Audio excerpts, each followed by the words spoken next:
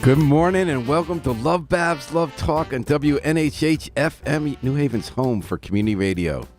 You are usually listening at this time of the day to Babz Rawls-Ivy, the inimitable host of LoveBabz, Love Talk. She's off at a writing workshop week, loving nature, getting spiritually recharged, and I'm Paul Bass, sitting in to keep the news flowing and the tunes going. Our guest this morning, to kick off the morning, is someone who is always making headlines in New Haven. She's making them more later this morning after she talks to us. U.S. Representative Rosa DeLauro. Thanks so much for joining us this morning, Rosa. It's so nice to see you. Wonderful to see you, my friend. It's great to see you. Great music. Do you know who that is? That's a local band, the Afro-Semitic Experience. David Shevin. They've been around 20 years where they do black spiritual gospels and Jewish liturgical music updated with jazz, and they go all around the country. God. They're so good. Great. Yeah, I know. I love dance that. Yeah. And actually, you're a tap dancer. I remember that from when you were a kid. That's right. Oh. Well, on a more serious note, yesterday was on National Equity Pay Day, and Rosa DeLauro's quote yesterday was, "Women should not have to wait until well into the new year for their earnings to catch up to the earnings of men from the previous year. Equal Pay Day should be December 31st, not well into March." And to that end, Rosa and U.S. Senator Patty Murray have reintroduced a bill called the Paycheck Fairness Act, which aims to get rid of pay discrimination. Do you want to tell us a little bit about what that bill does, Rosa, and why you're introducing it? Sure. First of all, thanks very much. This is such a very, very serious economic issue for women across the country. And particularly when I talk about single women, this is women who are single, widowed, divorced, or separated. They are the least secure economically, the least secure demographic economically in the country. And across the country, women and those even who work part-time part of the year are paid 77 cents for every dollar paid to a man.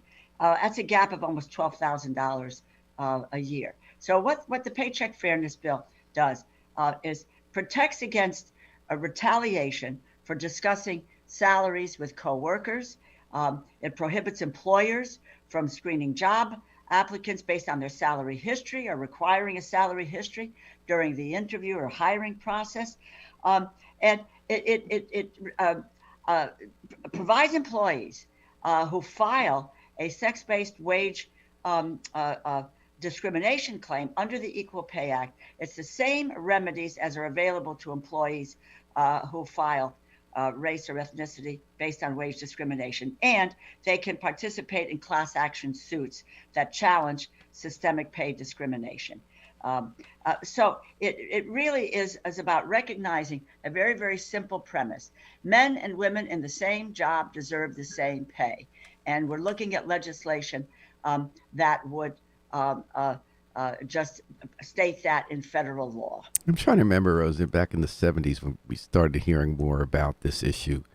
There used to be buttons people put with what the cents on the dollar were. Do you happen to remember? It's 70 cents now on the dollar that women compared to men earning the same job. Do you remember what it was? It was in the 60s back then? Yeah, it may have even 62. gone to, maybe even a little bit less than that. I don't remember the exact number. But when you talk about the amount of time it takes for women to make what a man is making, and it goes until March.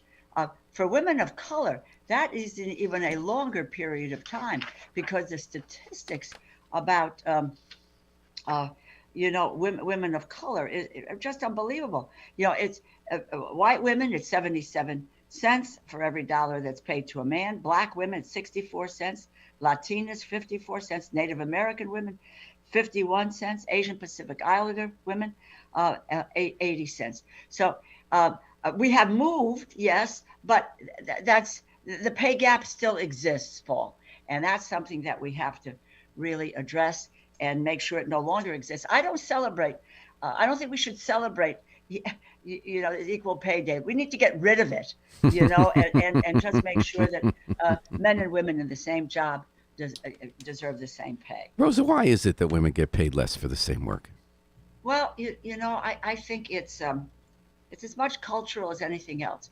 There's a sense that um, uh, somehow women's work is less respected, it's less recognized as value um, in our country, and it is long past due that this mindset, changes. Now, when I talk about 77 cents on the dollar, there are only two professions where this is not. The military pays men and Wow. women the same, except for Wow. combat pay. If you're in combat, your pay goes up. The other thing is the U.S. Congress. Men and women in the Congress are paid the same Mm. amount of money. No matter where you come from, no matter what your skill set is, no matter what your philosophies are. So why isn't it true for women who are university professors, for women who are journalists, for museum directors, the whole 9 yards? It's cultural that somehow women's work is not as important or valued as the work that men do, which is nonsense. I know. And I was thinking, so culturally, obviously, from childhood, right? These cultural values get imbued from childhood where men are encouraged to speak up more. Is that correct? That's And true. women, and they're considered more important what they do. Right? But the other thing is what's about the Paycheck Fairness Bill is there is a negotiation. There's built in the honing of negotiation skills for women and for girls, and negotiating their salaries. And and in fact, because of low pay for women, one of the things that we get rid of here is that the the the requirement that you have to talk about your salary history, and that has put women in real jeopardy when it comes to what their future salary will be. The most incredible thing is about this, because your Social Security retirement is based on your salary history. So women who make less, then you're looking at less in terms of Social Security and retirement income. And today you will find that one of the highest demographics of groups in poverty, it's older women. Why is it different in the military and in Congress? I mean, Congress doesn't have a history of an enlightened gender place. Well, I sense, and I've said this before, because I've got so many of my colleagues on the other side of the aisle who don't want to, support the Paycheck Fairness Act. So over the years, we've passed this 4 times in the House, and we've Wow. passed it with Republican support. We have not been able to pass it in the Senate. So what's With, the holdup in the Senate? well, again, it is this view that this is not a legitimate issue. Hmm. That they give you all kinds of reasons that women take time off to have children, and that they're not sure that they're going to stay, and that it goes back to the earlier view that men were the breadwinners. Well, my God, society has changed. The workforce has changed. You know, Men and women when you are talk in the workplace. when you So talked about negotiation, it flashed back in my mind a bunch of years ago when we usually hire people who are from New Haven, but there were two right, examples where a man and a woman who had left New Haven were coming back, and they were in the same stages in their career, and one of them, I would say, what kind of salary are you looking for? And she said, well, what are you paying? And I named a number. She said, okay. And I said, no, you're supposed to start and say, then name a larger number. And then we go in the right, middle. And the male just immediately asked for $10,000 more. yeah, right. It's No, like, it's a fact. It's this reticence to stand your ground. And it's about understanding your own worth Mhm. and valuing your own worth. And we're You talking know, to Rosa DeLauro, the congresswoman from the 3rd U.S. Congressional District, who has reintroduced with Patty Murray of Washington the Paycheck Fairness Act to try to close the gap from that women earn on average compared to men for the same jobs. Do you have any good stories to stick out in your mind of somebody either who's in the public eye or someone who has struggled with this?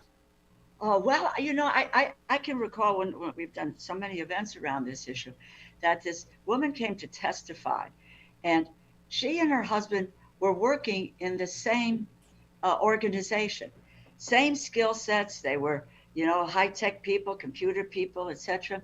And she did not know that she was being paid less than he was.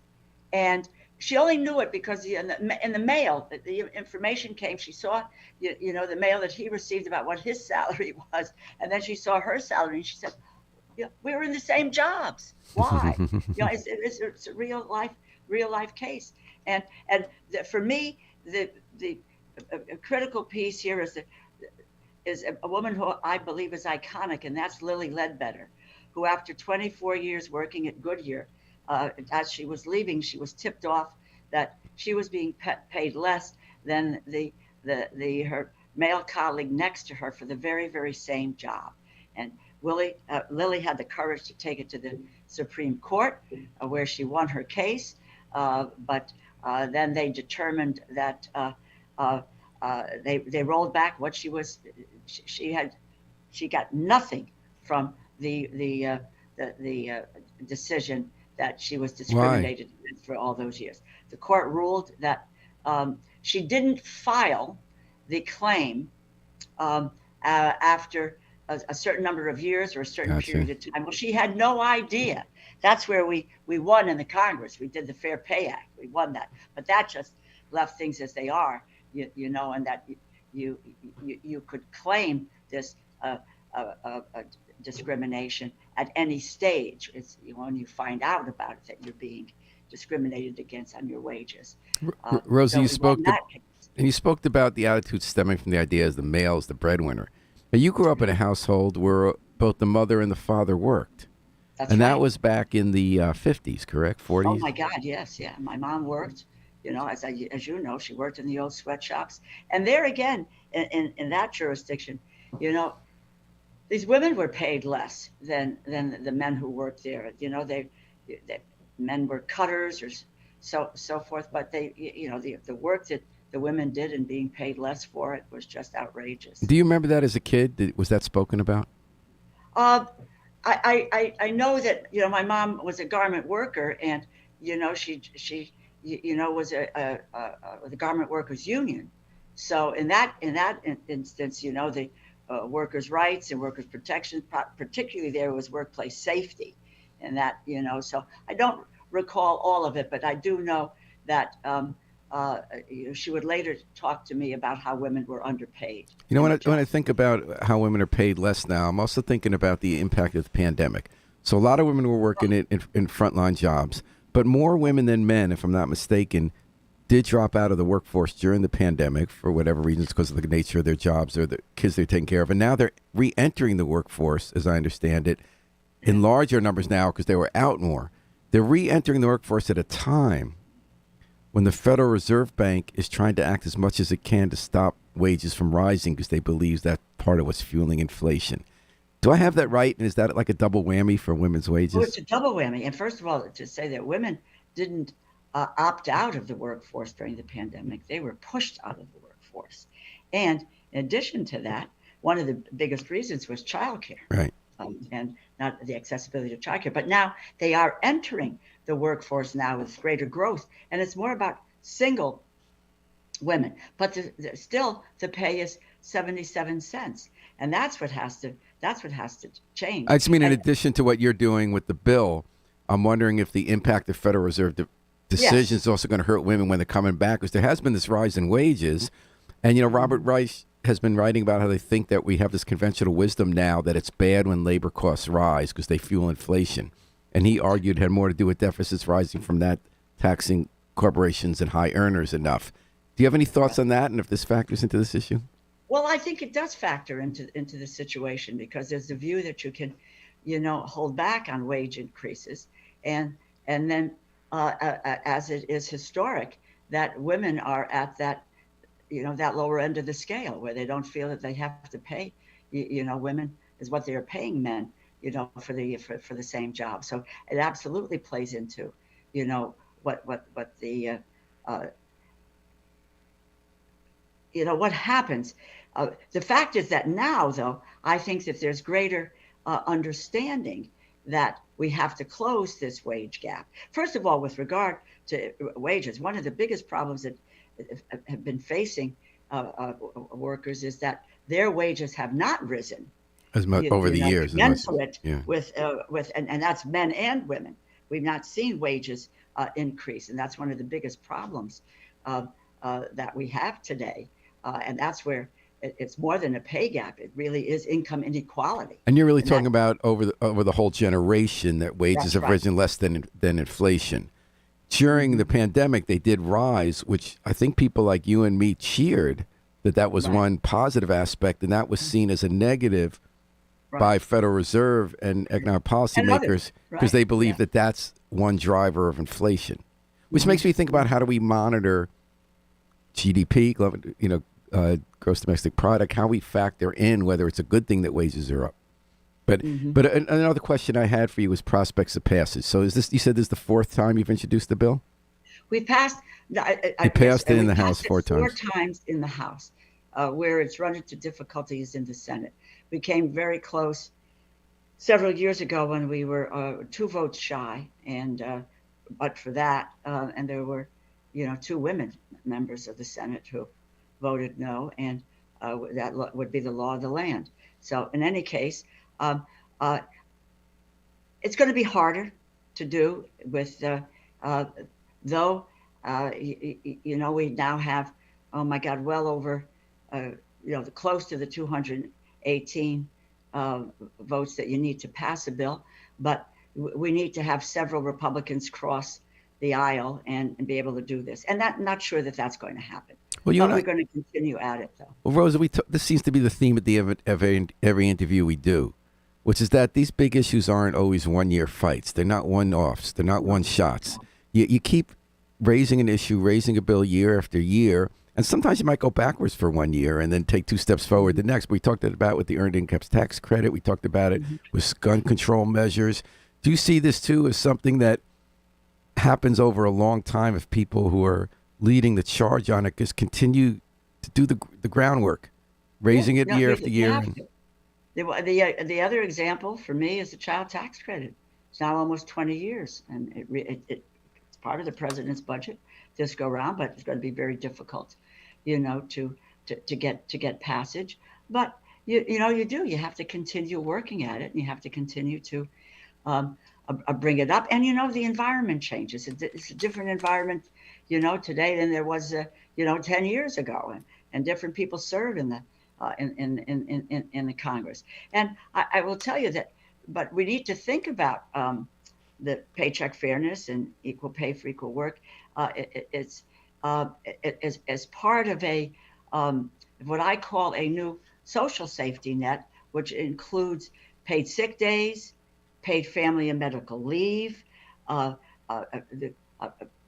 child care, bringing the cost of child care down, talk about wages, and it's mostly women driven, is that child care workers are paid nothing. It's a pittance. And that's been a subject of rallies here, as you know, in New Haven, and trying to get more from the state on that one. Yeah. Exactly, and you got wage theft prevention and the child tax credit. This is, my view of, what is a new social safety net that we have to be advocating, and we have to continue to do it. You can't stop, and you can't get tired. Well, you've never stopped. And I know it's a little tougher this year than when it was you guys were in the majority just a few months ago, and you were the head of the Appropriations Committee. Maybe that'll come back in 2 years. You're here, 2 years. I promised to let you go. You're busy today. You're in town. You're going to do something in neighborhood housing services about money you got for affordable housing. You're meeting with all the mayors in the area to talk about the Biden budget. And tomorrow you got a live interview on my favorite news outlet for political and government news in the country, Punch Bowl. That's and that'll be interesting. And the whole country will be hearing from Rosa DeLauro tomorrow, all the people who follow politics up close. So Rosa DeLauro, representative of U.S. 3rd Congressional District since 1990. It's a real honor to interview you every time, and thanks for making time for WNHHFM this morning. It's wonderful to be with you. Take care, and best to your family as well, Paul. You too, Rosa. Bye-bye. And you're listening to LoveBabz, Love Talk on WNHHFM, New Haven's home for community radio. Tee up some music for us here. Babs Rawls-Ivy is on vacation. She's at a writing workshop. And she's getting some inspiration, she says. She's been posting pictures about how great the nature is. And when she comes back, I think she's going to be revved up. We're going to do some local headlines and some national headlines. I'm just trying to find us the Grits King song. There we go. That's Grits King. He's a local jazz musician who I think's done a really good job, and his new album is called Saving Time. And that's him playing in the background there with Saving Time. I thought I'd catch up on some of the local and national headlines this morning. In New Haven, there's a showdown today on affordable housing coming up. There's a tent city. Homeless people have been living by the boulevard and the West River. It's been the subject of much debate in town because the city has struggled with this. They don't want to look like they're evicting people from land who say they have no place else to go and erecting tents. But they're worried about public safety. You know, people have these tents and they cook in them. You can have fires. It's public land. There are definitely public health concerns with people who... Excuse me? What are the public concerns with people who camp out there and whether they're going to get hurt?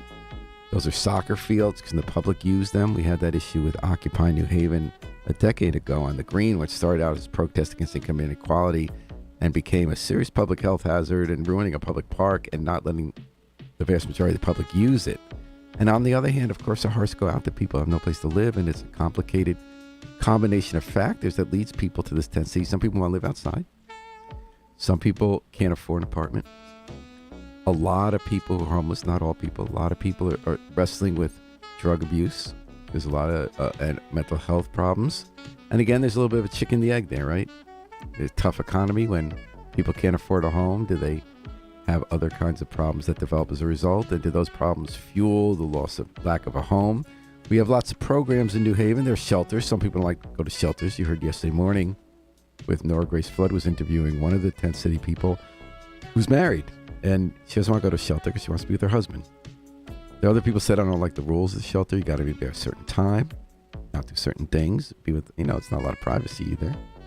We have some great programs like on State Street where you have housing first programs for veterans and others who have substance abuse, and you can still get in. You don't have to be clean to get in. The idea is you get the housing first so that you can deal with other challenges like getting help with mental health, with job training, jobs. I think when we look at this issue, it's upsetting, and there'll be a showdown today because the city is closing it down. They say it's a health hazard, public health hazard. It is public property. The city's liable for that. We've seen places, other cities in the country where people have died, and the cities are on the hook and morally responsible for death when they don't enforce codes. And on the other hand, you have people said, look, we did what you told us. They claim to clean up the place. We want to live here. We need a place. We're outdoors and not bothering anyone. So at 1 o'clock, Nora Grace Flood will be there for The Independent. There'll be other media there. People leave. I've been present at some smaller camp, one in particular where they had people leave. And I remember they had spent days at the city working with each one there, trying to convince people to go get help, go some other place where they could bring them to live, to get counseling, to get shelter. I think everybody cares around here. I don't think it's cold-hearted. I don't think there are villains on either side. And I don't have magic answers for the affordable housing crisis. I think we're working on it. And obviously a lot of the decisions occur at levels beyond those we control. But it's going to be not a happy day when this showdown comes today. And I don't think it's a reason for finger pointing.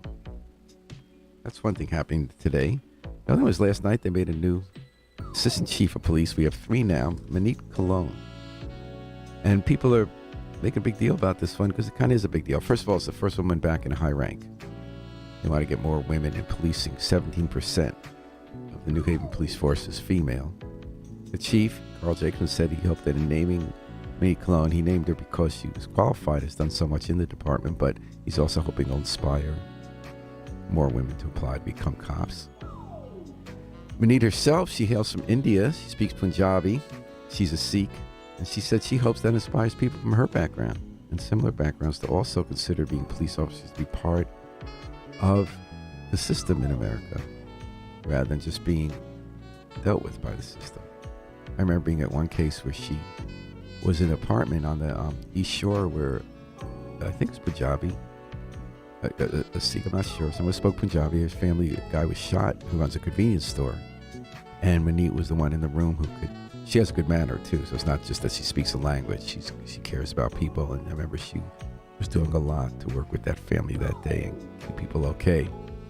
She's also got like good experience. She started working a beat in the Hill. All New Haven officers started walking beat. She knows patrol well. She's been in charge of several neighborhood districts of policing. She oversaw the, and by the way, that was Grits King doing Saving Time. As we're here on WNHH FM talking about the local headlines. So she ran the Westville Policing District for a while. She ran Dixwell and mostly New Hallville and East Rock, which for some reason is one district. She's also been a detective for many years. She was in robbery and burglary. She ran that unit. She was one of the first women to do that. She also did special crimes, and that's kind of a euphemism for when kids get raped, the saddest cases, and other kinds of domestic violence, family violence. And she did a lot of work on that. And I've seen her with kids. She's very good with kids. And she's also run internal affairs, so she's known about fairly hearing the public's complaints, taking those complaints seriously, being fair to cops as well, focusing on the evidence, focusing on the rules, not making it personal. And she's respected. People feel she's done a good job on that. We were talking yesterday with Mike Lawler, who's on the police commission, and once a professor at University of New Haven, said he's been very impressed. We heard from Senator Ross Lee, who ran the civilian board, say the same thing. So I think this one's a win for New Haven, folks. And I think we got a really good newish team running the police department after a pretty sad chapter in the department, going back toward our old 70s and 80s style of beat-down policing. And I think we're going in the right direction.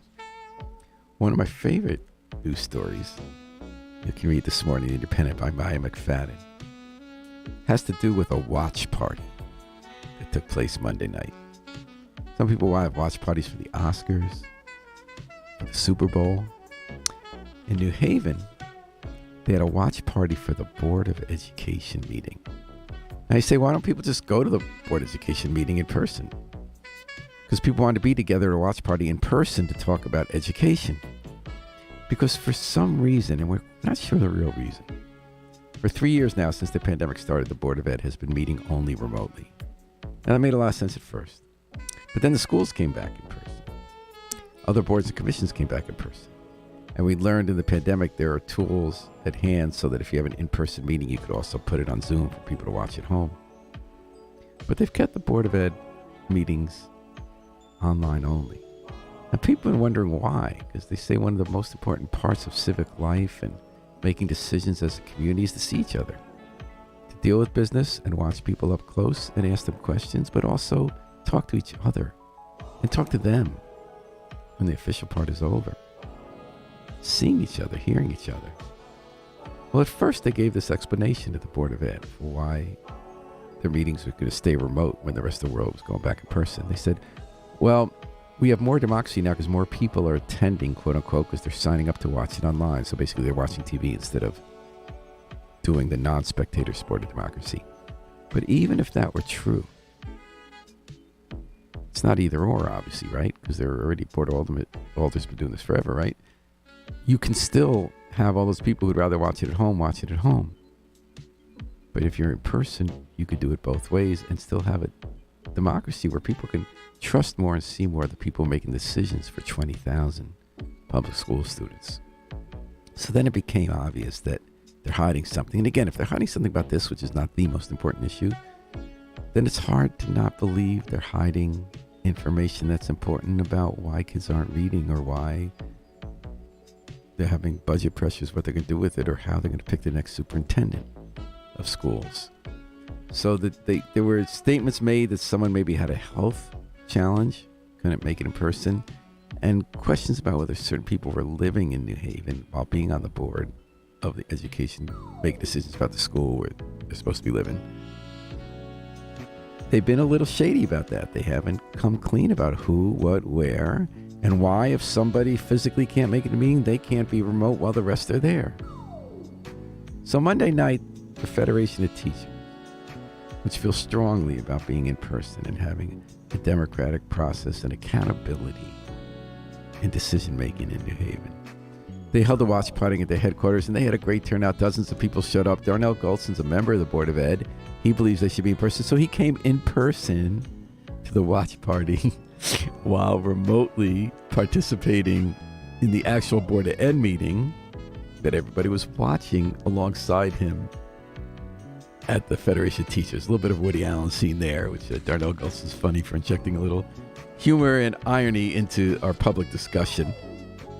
And the point was, if you read the article, you'll see it.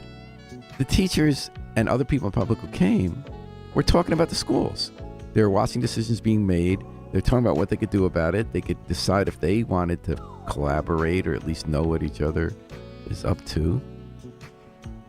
And credit goes to the Federated Teachers in a fun way, exposing again the anti-democratic, unaccountable, and bizarrely dishonest approach our Board of Education is taking to how they meet and where.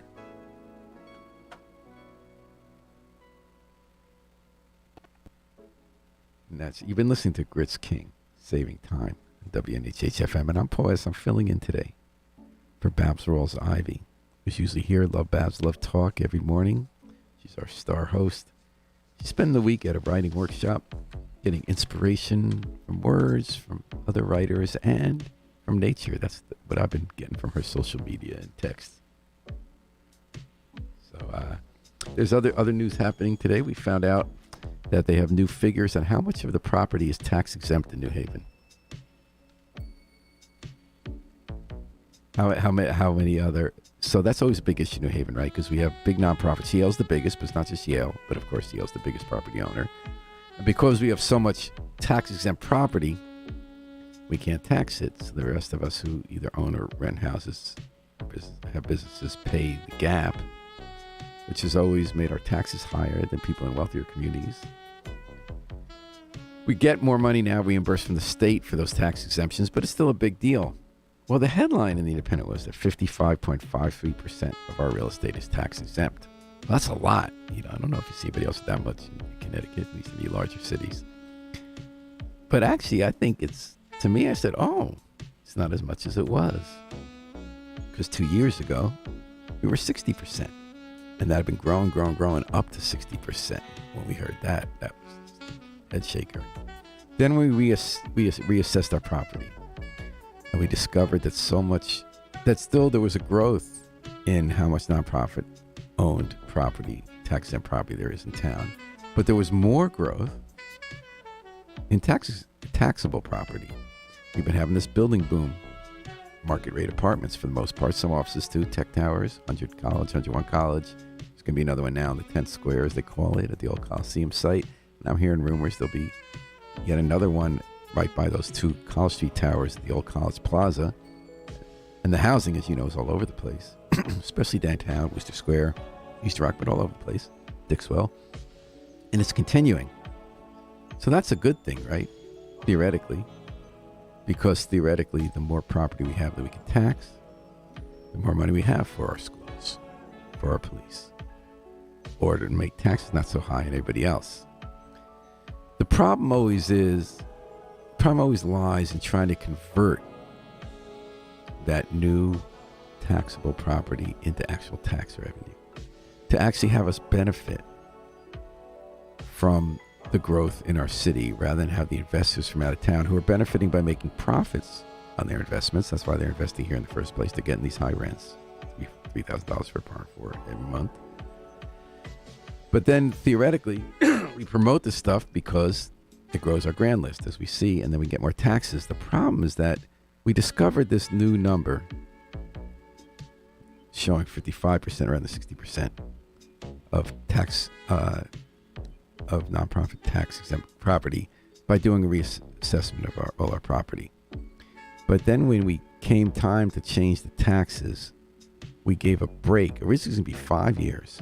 City Hall wanted, and the alders, after an expose by Tom Breen showing who's benefiting, made it 2 years. But still, we were waiting another 2 years to get the benefits of more taxes from all that property. So we were basically sending a lot of money in the form of non-charged taxes to people who own luxury apartment buildings and are from out of state, and people who are buying up poverty housing, getting Section 8 rents, federal subsidized rents, to make big profits and send them out of state. On top of that, while we saw that the value grew, it could have grown a lot more if we used a different method for deciding what buildings are worth. When we decide what a house is worth, we use a pretty obvious way of looking at that in New Haven. What are houses selling for? If you have a house across the street from the same kind of house, that house sold for $200,000, then your house is basically $200,000 looking at other factors like, is it basically the same kind of house? That seems like common sense, right? Something's worth what people will pay for it. So if properties are going up, values are going up in your neighborhood, you're going to be taxed more for your house. I don't feel sorry for you that, because if you want to sell your house, you can make more money. If you want to borrow money, you can. But we use a different method for commercial buildings. This is complicated method, takes all those factors. The state says you got to look at other factors, but we make a decision how to balance those factors. And we do some income approach of how much you can expect every year, and speculative approaches that aren't based on what people are actually paying for these buildings. So guess what? When it comes to every single case that we look at, Tom Breen's done a lot of stories in this Independent, every single case we look at, we say that these buildings owned by wealthy out-of-state investors are worth a lot less than they actually sell for. I'll just give you two examples of what I'm talking about. 360 State, that's the largest apartment tower in New Haven. It sold for $160 million. Right around the same time, the city said it was worth only $115 million. Got that? 160 versus 115. So the city said that property is worth $45 million less than people would actually pay for it. So when we tax them, we're not taxing that $45 million worth of that property's value. It doesn't disappear into thin air. It means the house that you live in, whether you own it or rent it, is going to pay more taxes to make up that gap. Or it means that instead of lowering our high tax rate compared to other towns and cities, it's going to have to stay higher. There's another level on which this contributes to the challenge of how in New Haven we are not harnessing the true benefits of all this growth, of this gold rush, of all these investors coming from out of state to make a big quick buck on luxury housing, poverty housing. Not only do we not fully appraise the value of those properties so we can tax them right, not only did we phase in a couple of years from having to pay the new tax rate when we looked at what it's worth, but by state law, 5 years when they build something new, they don't have to pay the full value of those taxes. That one at least makes sense. The idea is that if you have a vacant piece of land or something that's not worth much, someone comes in and spends a lot of money to make it worth more. It takes a while before they can collect the tax revenue on, or the rents on that, or whatever they're going to make money on if it's manufacturing. And it's worth it to have it be a little incentive too, so that we get more people to build it up, so that over long term, we can get more taxes from them and build up our tax base. But if we never get around after that 5 years to taxing, that property starts to depreciate. They go to court using comparable sales sometimes, I've seen, or comparable assessments to get their values lowered. So first we wait up to 5 years when someone builds something new in New Haven to make a quick buck. Then, because of decisions we make, we still say it's worth less than it's really worth now to tax them. And then we add a couple of years to when their new value is going to take effect and have the rest of us pay that freight. By that time, it's a question of whether this now 7-year-old or more building is worth what it was when we could have cashed in. I think we lost an opportunity, folks. And we're going to take a song break and then come back for more discussion. Kristen Ford and the Blue Jays. Song about America.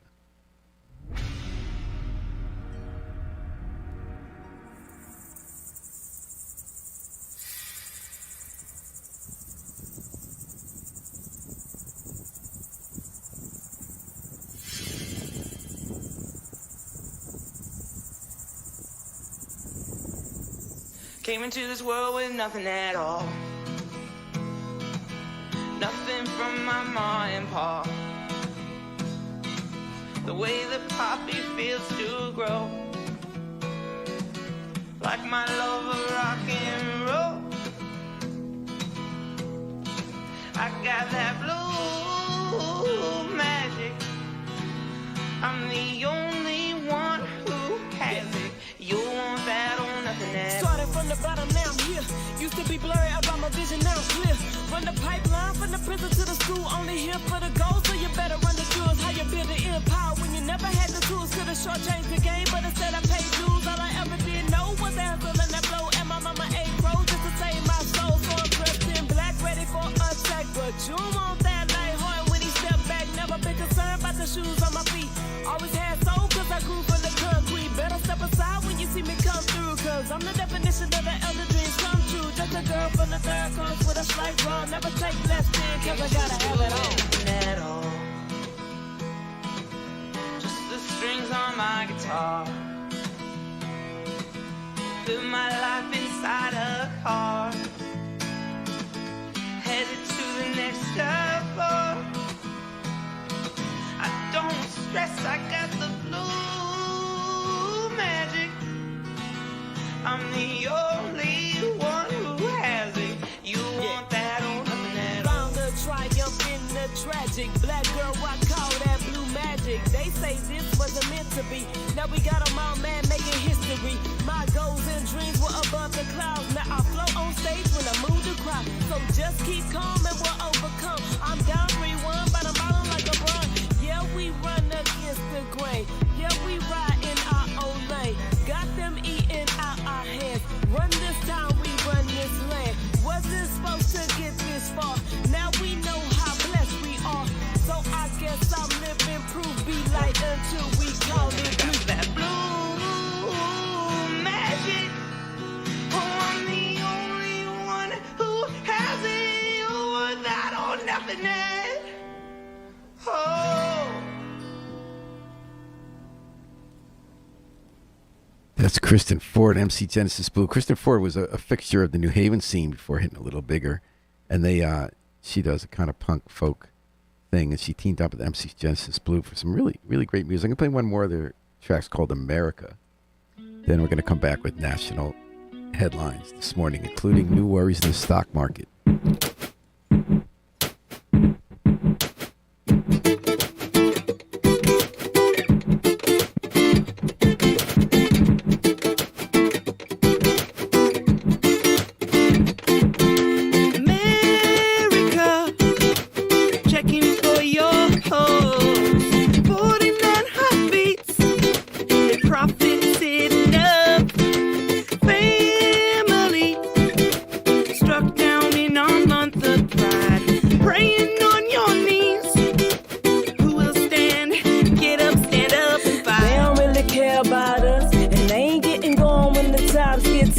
And they ain't trying to shine all the diamonds in the rough. I think it's time to take a stand. Enough is enough. Call they bluff, cause I don't think you really understand.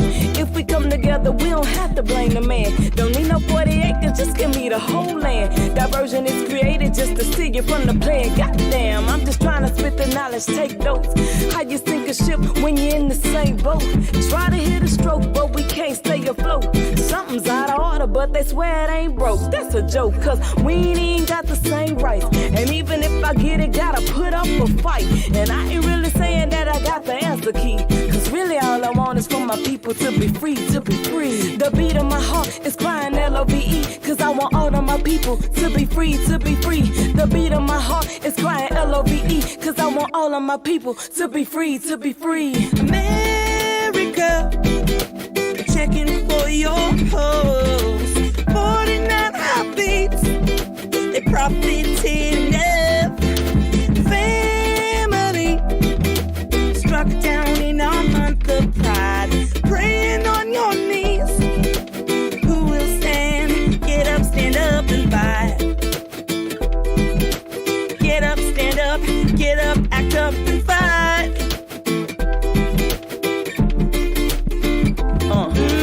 Black, white, brown, multiracial and Asian.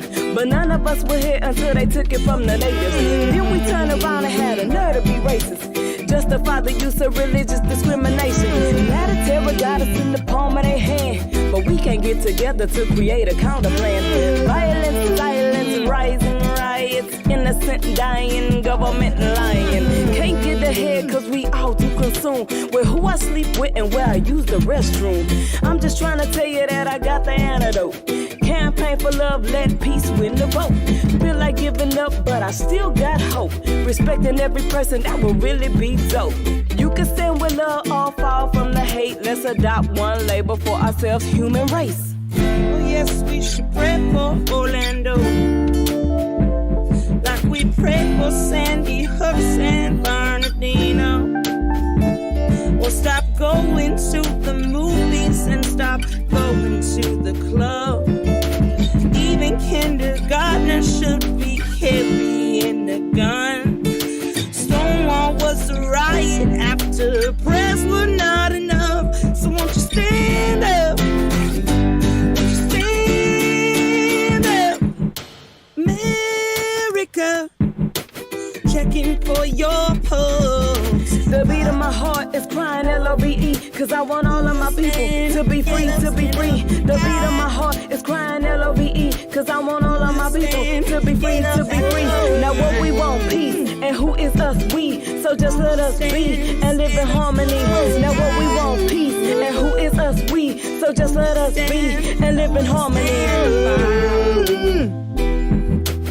Who is us? We, says the Blue Jays. That's New Haven's familiar Kristen Ford and MC Genesis Blue as the Blue Jays doing America here on LoveBabz Love Talk, WNHH FM, New Haven's home for community radio.